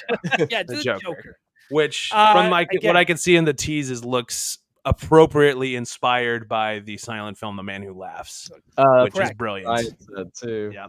Yeah, I said that just too, like the Mezco and I was figure. kind of like, So by the way, get that Mezco figure so that you can put it with your Mezco Year One Batman. But you don't see his smile, so this could be a very serious Joker. Like this could be a Joker that doesn't have the grin. Well, here's the crazy thing: he's got a room full of dead bodies, and he's testing them one by one. Yeah. In front of these other dead bodies. This to is make them like grin. It's like he's trying to shit. He's trying to work. He's trying to perfect. He's trying to work out his Joker toxin, right? Like, which I think is cool too. If we have because we have this Batman who's learning how to be Batman. It's like he's bad at it, but he's doing it. He's bad at it, right? Like we see all this season, like we see him mess up. He gets things. Makes bad assumptions. He's like, he loses in the first episode. Like he makes a horrible miscalculation and like loses ultimately. Like, so it's like, this is a Batman that's still learning, still figuring a lot out. And so I think it would be cool to then also see what the Joker who's learning how to be the Joker looks like, figuring it out. These nascent stages of these two iconic enemies, Well, and even just like Harley, when Harley is being Harley Quinn, her voice gets very like serious and very direct and matter of fact. Yeah. And then so when we get this Joker, he's also the high pitched days of Joker seem to now this is like a gravelly, scary, deep voice. Man. Right? Honestly, it kind of sounded like Richard Mall almost. His face a little bit. Yeah, a little. Good R.I.P. Yeah. Right? Like it's so that alone had me just like, okay, this is not giggly laughing. This is he looks at you and you're scared, and then you start laughing and you don't. You start laughing out of nervousness. Yeah. Yes. Right. And I love this. I don't think we're gonna do I don't think we're gonna do 5 because then we're gonna be here for another hour. But SA is asking for Doell, Alex, Kyle, top 5 prediction for season 2. Let's just now that we're getting into Joker and stuff, let's just get into some predictions. I think I brought up Poison Ivy as a prediction that I would, or just like even like a hopeful that I want to see. Yeah. But I really hope that this Joker storyline, kind of like Harvey Dent, is the season-long storyline. The through line? Yeah, I think so. Yeah, I'm into that. Yeah. Kyle? I want, like I mentioned it before, but I want Scarecrow. Yeah. And like the fear toxin, and just by association, maybe he's not. I mean, since we have Gentleman Ghost, and he's an actual ghost, not just like Scooby-Doo villain. Make him an actual Scarecrow. Well, you need an actual Scarecrow. No, I was gonna say, give me Solomon Grundy. I was just gonna say maybe he could be like maybe he could be like an apparition from like the fear toxin or whatever. But like, no, just make him a real zombie. Like you had Gentleman Ghost. Like, give me Solomon Grundy. That would be awesome. Yeah, Alex. Someone already said it in the chat, but I already know who you are. I gotta get Professor Pig in there. Come on, and if he's like a like a plastic surgeon who like decides he wants to be a avant-garde artist, and he's gonna try to like remake Gotham in his like own twisted image. Like the idea of a character chasing this idea of perfection, even though it's like twisted and crazy, and like inflicting that on the city. Like, it could be very Twilight Zone. It could be Twilight Zone. Did you play? Arkham Knight? Yeah. Oh, dude. Yeah. Because that's literally like line for line what happens in that game is what you just said. Yeah. Well, in Professor, like the pig is a reference to Pygmalion, so it's like it's kind of this like just this. I mean, he's such a creepy character. I think his like look kind of fits this like 40s noir world. Yeah. But I'd really like to see, since they are doing some of the more kind of like deep cut characters, I'd like to see Killer Moth explored, interesting, because it's a cool concept in that Killer Moth is essentially like the anti-Batman. Like he's a rich guy who's using his resources to help criminals, so it's like he's got like the criminals have like a moth signal, and he can like he'll show up in his moth mobile and like help them escape from the police, or like I mean that's obviously like, and he's also like, really bad at what he does. it's pretty like ludicrous, right? But like I feel like there's something there in the idea of somebody of a criminal who's not like operating out of like their own personal gain. It's just he's a character who's just like competitive with Batman. Like he wants to best Batman at his own game. I think that's cool. And then I'd also like to see the Peyton Riley version of the ventriloquist. Because like I feel like that fits with this world, the idea of like because like the ventriloquist concept is so cool in that you have like a meek character who's actually the scary mobster and there's that like, because it's the split personality, you're like, well wait, is it like an act, or is it is it really a multiple personality thing? So I think the idea of like of a gangster where it's like the gangster's mall is actually the like mastermind, the master criminal. I think it's basically Jessica Rabbit as a ventriloquist. So I think that's fun. Man, I don't know. I usually don't give ventriloquist that much like thought, but I think I like him because they literally never answer.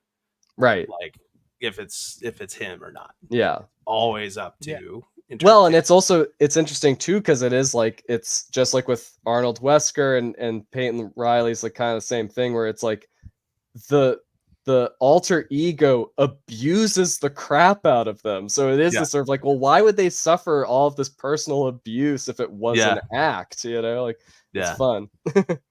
This one's SA. Dr. Hurt would fit in that time period. I agreed. Hush as well. Hush would also fit. So during and probably this was intentional too, obviously, because like you said, they're doing all this stuff for us. It's for people who know all this stuff and are expecting it. The beginning of the orphan episode where the kids are getting their souls sucked out. I thought it was a flashback to young Bruce and Thomas Elliot. Because of the red hair. Yeah. Before they started saying names, I was like, "Are you kidding me?" Like, hell yes. And then, well, Thomas Elliot he would also be, because he's also like the anti Bruce Wayne, right? Like a kid who kills his parents. Yep, exactly. It would work. Hush would totally work. Yeah. Oh my god! For sure, I thought it was Thomas Elliot and Bruce, like in a flashback, like in the book. Yeah. Pink Flamingo would be another one I wouldn't mind seeing. Oh yeah. Yeah. Right, like totally flamboyant. Yeah. Just it's weird because now I always see him as a Dick Grayson villain. But it's like because that run is so good. Alice and Troy, bring it up here. I want an Eartha Kitt. I think that's supposed to be Eartha Kitt, right? Yeah. Eartha Kitt-esque Lady Cat villain. An Earth Kitt. We did get a Julie Newmar shout out in the carnival. We did, yeah. Right, which was great. But I'm always down for that. If they start doing that, actually would be kind of fun if every season if it was a different Catwoman. Yeah. That's actually fun. Yeah. That would.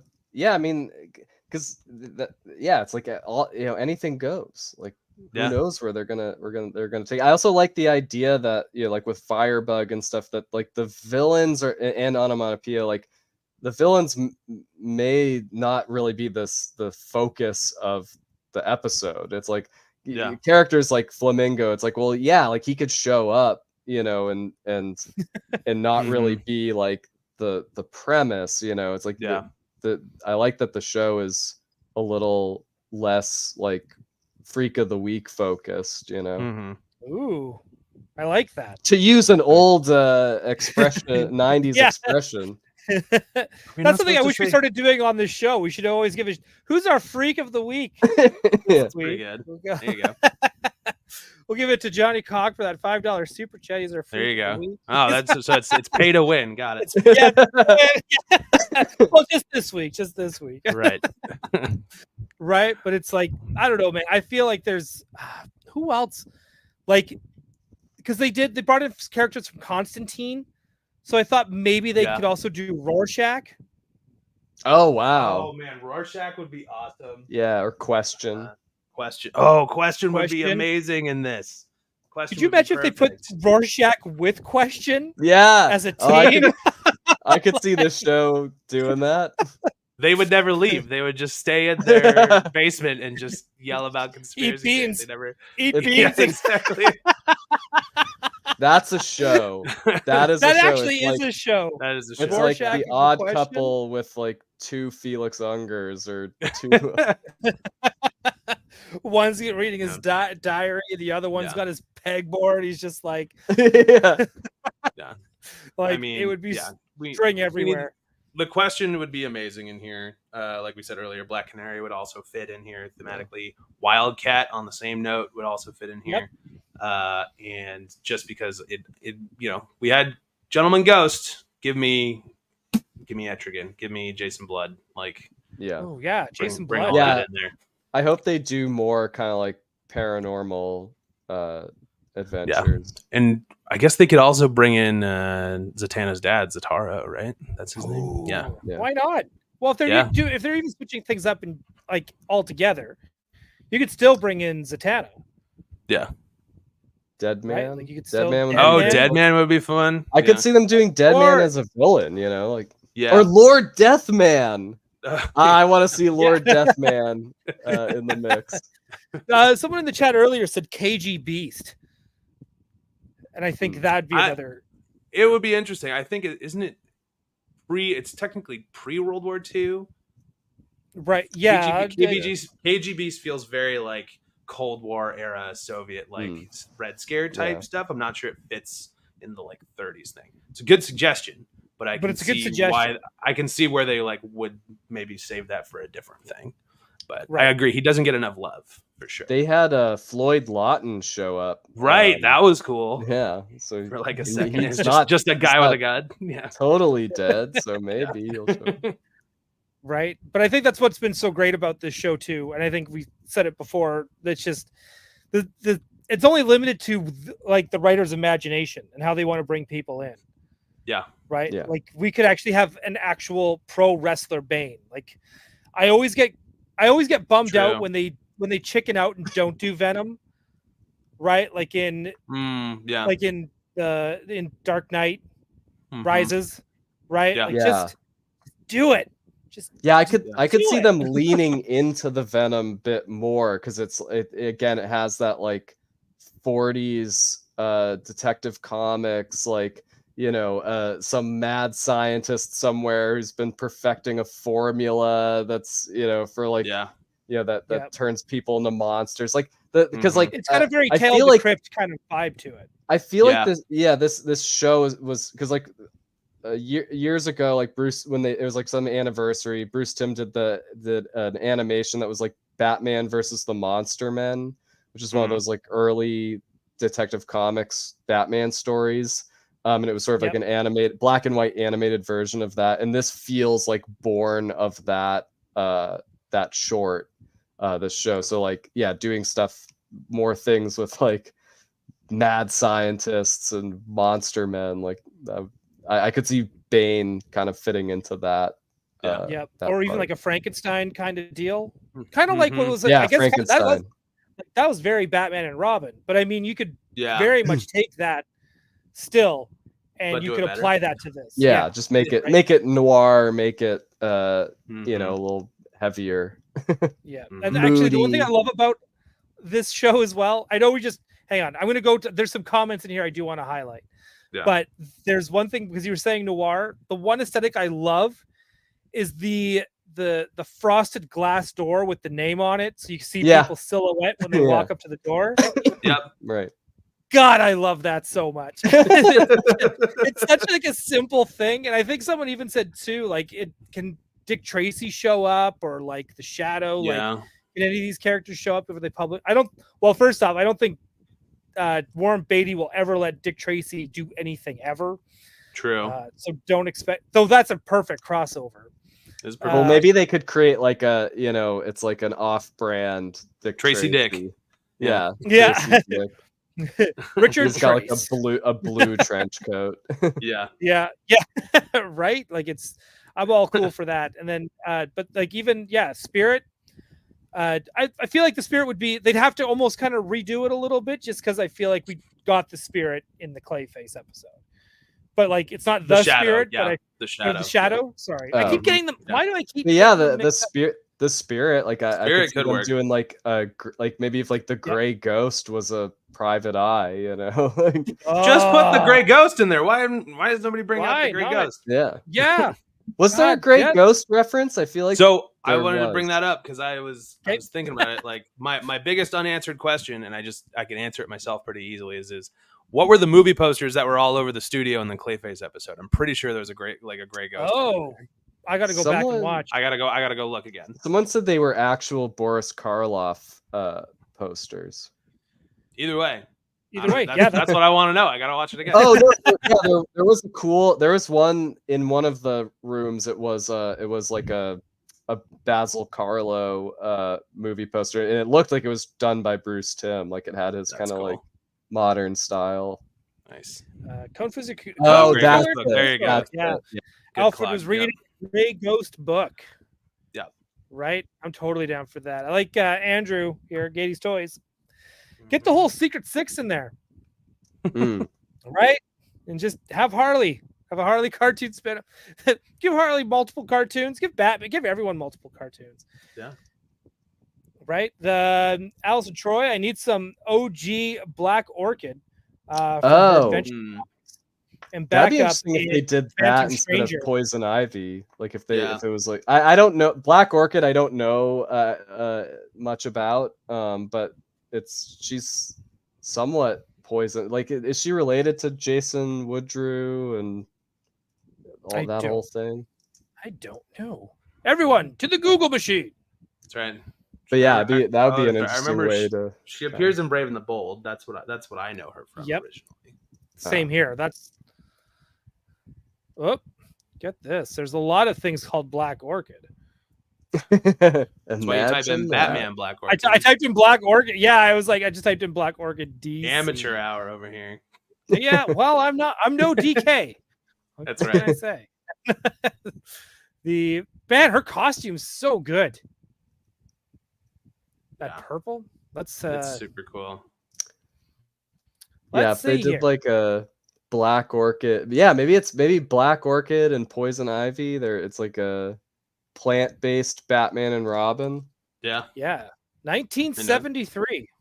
There you go. Right, and this character has undergone numerous changes and powers over the years. All right, everyone loves the name. She's more recent than Poison Ivy. I think Ivy. She is. 60s. Yeah. She was when the like Adam West show was on. Yeah. Right. No, I'm totally be down for that. I'm always like, well, I'm open to anything with this show. Right? Orchid and Ivy episode. Yes. Let's do it. Right? It's no, I'm totally all. This is great. So I think we're gonna wrap it up here because we're almost getting that 2-hour mark. I can't believe Alex is still even like able to talk. Hey, we were talking Batman. I rally. Rally. Hey, okay. One last thing. I'll make this thing go up to 2 hours now. Just watch. That's right. Do it. Do we really want McFarlane toys? Like, you guys can't answer this, I don't think, because I think you guys are too much in the business. But like, I don't know if I want to see a 7-inch McFarlane series based off this cartoon. But I hope the DC Direct side of it that do like the Batman animated series toys now, I hope they get a crack at doing figures for this show. Because I don't know if I really want to see the 7-inch multiverse version of these. Yeah, I would definitely like figures from the show. Like, I'd like that Batmobile. Definitely. I need the Catwoman. I need the Catwoman. Even the Harley Quinn is like a cool, like kind of iconic new look. So black, it's green. Yeah, the coloration was really cool. Yeah, but I sort of want all of it. I want the Clayface too. I like what you said, Ryan. Yeah, the Clayface, like, and also just we're gonna see Joker, like getting some of those characters. But I like what you said, Ryan, with the something that fits more with the original Kenner Batman, like something like that would be fun. Because like, the same kind of cards, like the same kind of like cards, but have them be that purplish blue. Mm-hmm. Yeah. Yes. Batman, and like where the figure goes, there's always that like, make that like a haze, like a smoky haze behind the figure, and then you would just do, you do Batman, you do Batman, you do all the villains, but man, I want Alfred. I want Alfred in Batman. I want Montoya. I want again we're not that lucite map. Yeah. Yep. Mm-hmm. Right, like I could already picture the Kenner style packaging for it. I think that's what bugs me is this, like, I can't imagine, like, even like if Spin Masters wanted to do this, I can't imagine a company doing it the way I'm envisioning it, and it makes me sad. Well, yeah. The thing I'll say is we can all talk about which version of what we want. Like, I think we all agree that it was a huge miss not to have figures ready when this debuted. 100%. Because I personally bought some Batman stuff because I was in a Batman mood after I watched it. Yeah. Yep. That's money on the table for whoever has that. Yeah, for sure. Correct. And that Detective Comics look, because there are some of those original appearance Batman figures out there, but yeah, I was definitely jonesing for some figures watching this show. Well, even when Clayface is like, when he gets punched in the face and you get the fist of the dog in the mouth, and you're just like, oh man, like that's just an interchangeable head that would be on the just the Clayface shadow body, but I mean, like, I would still be all for it. And like you were saying, Ryan, like the logo for this show, that portrait of Batman is so good, and those sort of bluish hues, like that would be really great packaging. It's like they made the cards already for you. Yes. Yeah. Just take that and die cut it and call it a day. Let's makeshift some this week. Let's mock some up. Okay. Let's do that. Let's just mock some up, and we'll do. Here's our toy pitch. Yeah. Jim Lee, please watch someone. Hang on. We'll just tell Peter to tell Jim Lee to watch the episode where we drop that pitch. Yeah. And we'll be like, hey, huh? But make sure he watches the whole episode. We'll be able to tell if he doesn't. Yeah. We'll know when the Jim Lee counter goes down. Yeah, exactly. I don't know if people know, but StreamYard has a Jim Lee counter, and right now ours is at 0, and we just need it at 1. That's all we need. No, I just wanted to bring that up. The toys. It is kind of a bummer that we don't have anything, even if it's as simple as a 5 POA figure. It's kind of a bummer, but maybe we'll just just pitch something else to someone else and figure it out. As a Doell, we need trading cards like the old Zeller's Batman trading cards. You get it. Thank you, SA. Thank you for getting me and seeing me. I appreciate that. Awesome. Seen. I am seen. All right. So with that said, let's do some quick plugs as we get out of here. Alex, is there anything from Mondo that you need to plug this week? So we're at D23 And we're dropping some online exclusives, including an uncanny variant of Rogue. So it's similar to what we did with Magneto, where we release a version that has like kind of more realistic paint. It's not the cell shading. Here you can I'll show the metallics and stuff. Little comparison. You can see like what a difference paint makes. It's like a completely different vibe. Like it feels like a completely different figure. So we have that for Rogue and Omega Red. Nice. Because we know a lot of people have missed out on Omega Red, and so this is like another chance to get him. And the Rogue, Uncanny Rogue, is the comes with all the accessories that the limited edition came with. So like if you missed out on the Sentinel base and like the winking face, and the X-Men Evolution head, like you'll be able to get those. It's another chance. It's still limited to 1,500, I think. So don't Which sleep is more than on the it. last one. Yeah, but no, exactly. So this is the second chance, right?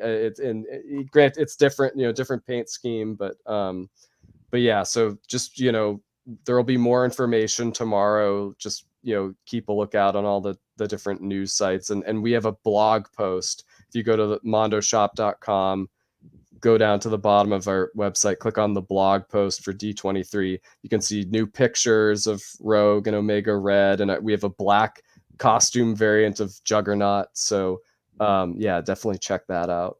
Yeah, the link is actually down below in the description, so you guys can click on that stuff. And the black suit Juggernaut is part of that as well. Super fun, which is awesome. So again, yeah. And by the way, that Juggernaut, like I saw it for the first time at San Diego Comic-Con, and his fist is as big as my fist, if not bigger. So that's insane and insanely awesome. Kyle, do you got anything that you need to plug? Yeah, I mean, we're still recovering from Comic-Con here.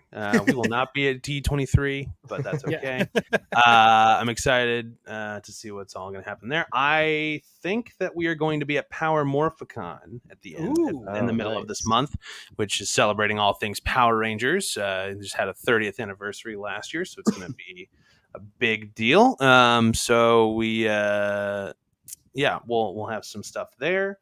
Talking about those new Triangle Box exclusives that we just did. Maybe there's some new reveals happening. Who knows? I do, but I can't tell you. We also just dropped the MF Doom supersize figure for pre-order. Rest in peace again. Lots of in memoriams today on this stream. That's not what I meant today. Yes. But that was really fun to see the response to that. I had nothing to do with it, which is probably why people like it so much. Oh my god! The whole team really crushed it. It was great. So yeah, just keep on keeping on. There's I think there's some stuff coming up from us that is going to surprise folks. But will also be very relevant to viewers of this channel as well. So, that's all I can say. All right. Batman Animated Series Ultimates confirmed. That's not what I said. That's okay. Okay, that's fine. Superman Max Fleischer Ultimates confirmed. What are you plugging, Doll? I don't know. I got nothing. Anyways, also, Alex is not here this week. By the way, the Super 7 link is also down in the description below as well. So you can click on that and check out everything that the team at Super 7 and Kyle are working on, because it's a lot of amazing stuff. And I believe you still have like glow-in-the-dark Scumbug up for sale. Like you can still get one of those. There's a couple Comic-Con exclusives still available there, so don't miss out on those. That Scumbug, the glow-in-the-dark Scumbug, looks so freaking cool, dude. Yeah. Thank you. Yeah, it's awesome. He was fun to do. Also, if you're into dragons, there's a 5-headed dragon up for pre-order as well. So. Right, that Tiamat. If you're a D&D fan, show that you're a real fan by buying that Tiamat. Yeah, prove it. Money in your mouth. Prove it. Yeah. Show us. Alice, who's not here this week, because again, she's got deadlines. Oh, by the way, huge prop to Alice, who's usually here. She is now officially trending on Webtoons at number 2. Oh, wow. That's awesome. great. So cool. that is absolutely amazing. So big shout out to her. Again, link to her comic is down below as well. Go give it a read because it's super fun. And again, read it on your how millennial is this? Read it on your phone or your tablet because it scrolls down, not across. And it is awesome. And thank you for the Tiger Sharks update in the chat. They're in progress, folks. Oh, Tiger Sharks are in progress. Nice. So be sure to go check that out for her as well. And then you'll see me on Tuesday nights on Toy Anxiety and here every Wednesday as well. Though I think we're going to take a week off here pretty soon. If Alex is still getting that COVID next week, we're going to take a week off so the dude can rest. God dang it.